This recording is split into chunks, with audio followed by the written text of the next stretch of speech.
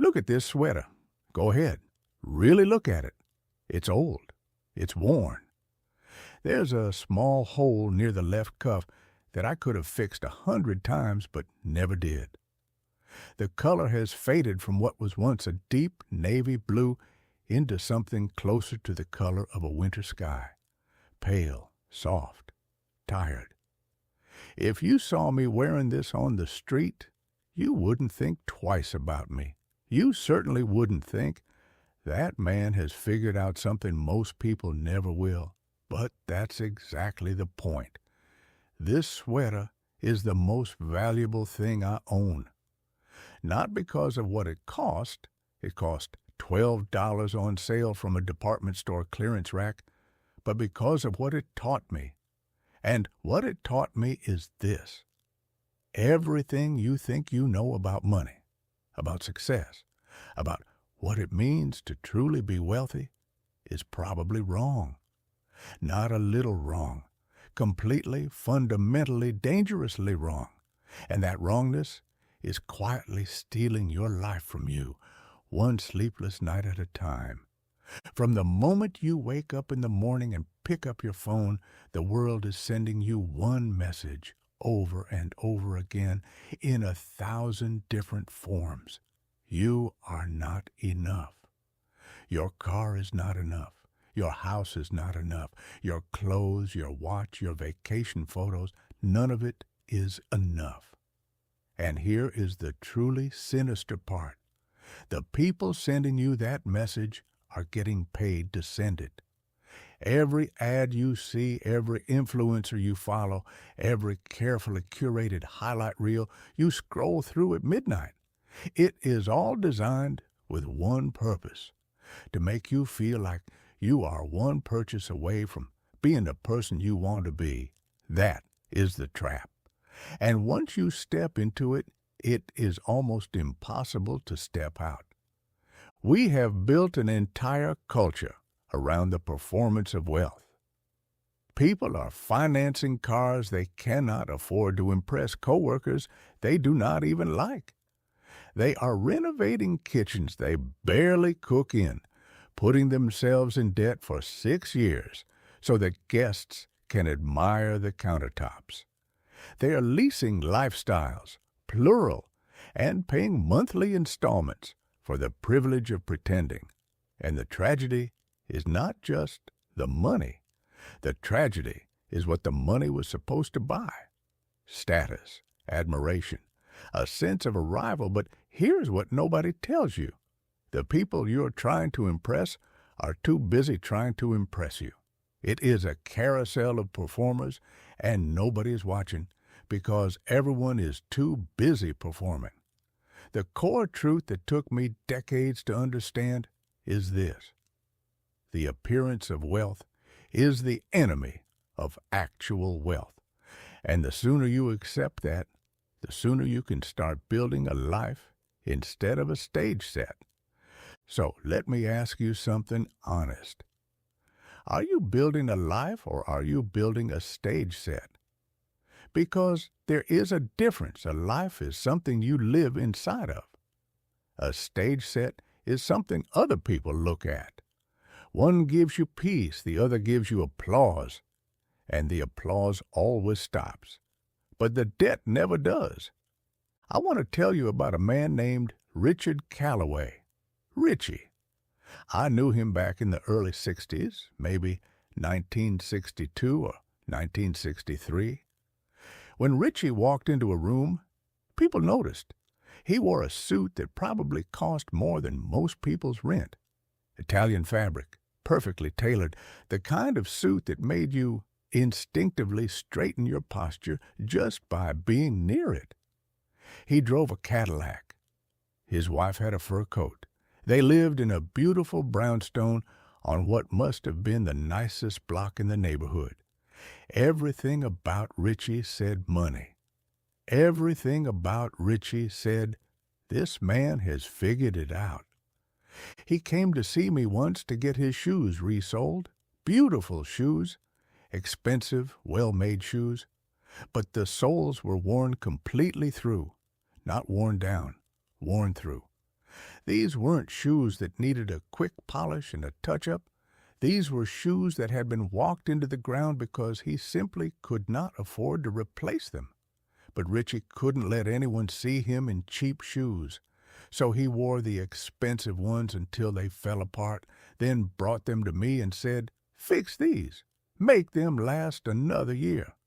I liked Richie. He was a smart man, a kind man, but he was living a lie, and the lie was eating him alive. One afternoon, while I was working on his shoes, he sat in the chair across from me and said, and I have never forgotten this, he said, "I make good money, real good money, but I cannot sleep at night." I want you to stop right now, sit with that sentence.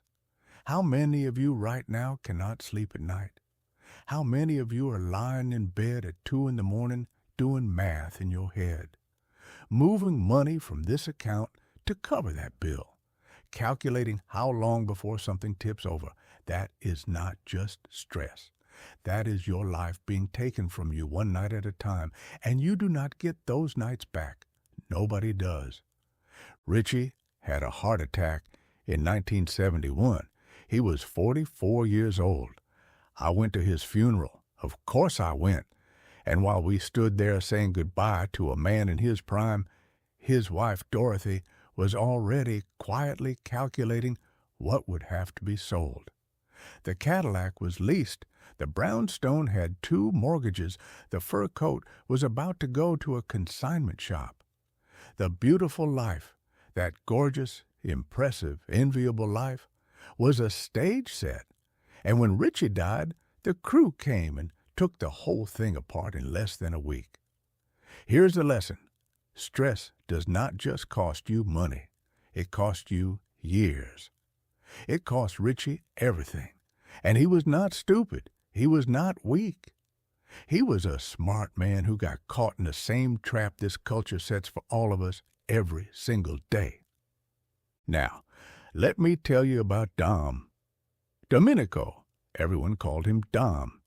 He lived in a small apartment on 68th Street, just off 3rd Avenue. Nothing fancy. The kind of place you walk past without a second glance. Dom wore the same rotation of 4 shirts, took the bus everywhere he went, and his idea of a big night out was the early bird special at the Greek diner around the corner. People in the neighborhood called him cheap. They said it affectionately, but they meant it. Nobody thought Dom had anything. Dom owned 4 buildings, 4 of them outright. No mortgage, no financing, no monthly payment to anyone. When he passed away in 2003, people found out he was worth over $2 million. A man who took the bus and ate at the diner and wore the same 4 shirts had quietly built a fortune that most people will never come close to. And here's the thing about Dom that I need you to understand. He was not cheap. People called him cheap, but they were wrong. There is a profound difference between being cheap and being strategic. Cheap means you refuse to spend money even when you should. Strategic means you choose what actually matters, and you pour everything into that. Dom fixed his buildings with good materials and no shortcuts. He paid his workers fairly every time. He gave to his church every week, and not a small amount. When things got hard for people he cared about, Dom showed up, not with a loan, with a gift. He understood something deeply that most people never learn. Money is a tool, not a costume. You do not wear money to prove something. You use money to build something. Dom retired at 62, not because he was tired, because he could. He had the freedom to say, I am done. I want to spend my days fishing and playing cards and sitting with my grandchildren. How many of you will be able to say that? Because the way a lot of people are living right now, you will be working until they carry you out. Not because you want to, but because the performance costs too much, and now you have no choice. I had neighbors once, Pat and Frank. Good people. They loved each other genuinely. But Pat had a vision of what their life should look like, and Frank spent 30 years running as fast as he could to keep up with it. They took trips they could not afford. They renovated their kitchen and spent 6 years paying it off. 6 years? You cook in a kitchen for maybe an hour a day. You spend 24 hours a day paying for it. That math does not work. It never works. And the pressure of that math poisoned everything. They fought about money constantly. Frank started drinking more. Pat became anxious in a way that meant she could never really enjoy anything because there was always the next thing they needed, the next upgrade, the next thing the neighbors had that they didn't. When Frank passed away in the late 90s, Pat had to sell the apartment. She moved somewhere smaller and quieter, and one day she came to see me and sat down and said something I want you to write somewhere you will see it every day. She said, "I wish we had just been happy with what we had." That sentence, that is the whole lesson. That is everything. Because the carousel does not have a stop button. Once you get on, once you start performing the life instead of living it, the momentum keeps going. You have to make the choice to jump off. And jumping off feels terrifying because you have convinced yourself that the ride is your entire identity. But here's what I can promise you from the other side. It is scary for about a week, and then it is the most free you have ever felt in your life. Let me tell you what looking poor actually buys you, because nobody ever frames it this way. First, it buys you time when you're not maintaining an image, not researching which watch to buy, not shopping for the next thing, not scrolling through renovation ideas for a bathroom that is perfectly functional.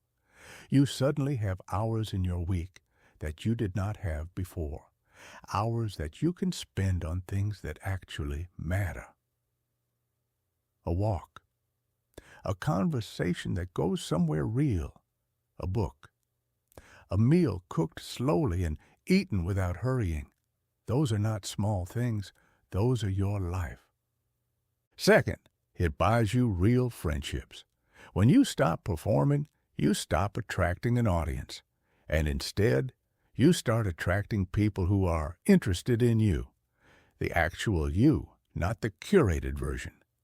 The people who love you despite the old car and the worn jacket and the apartment without new countertops. Those are your people. Those are the ones who show up when something goes wrong. Those are the ones worth keeping. And third, most importantly, it buys you sleep. It buys you the profound, irreplaceable luxury of lying down at night with nothing chasing you. No calculations to run, no balances to juggle, no pretense to maintain. Just rest. Real rest. Do you know how many people in this country would pay almost anything for that? And yet, it is completely free. All it costs is the decision to stop pretending. Every dollar you spend trying to look like something is a dollar that cannot work for you. It cannot grow. It cannot give you options. It cannot buy your freedom back. The paid-off car, the old jacket, the simple apartment, these are not signs of failure. They are freedom in disguise. The people who truly have it together figured this out early. They are wearing plain clothes and driving sensible cars, and they are not posting anything online because they do not need your validation. They already have the only thing that matters: peace. I have to be honest with you because I think honesty is the only thing worth offering here. There was a time in my life when I got on the carousel too, when the people around me were buying things and I felt the pull, that quiet, persistent pressure to keep up, to show something, to prove something. I remember the feeling from the inside. The outside looked fine. Everything looked composed and deliberate, but the inside felt like a man treading water in a suit, trying not to let anyone see how hard he was working just to stay afloat.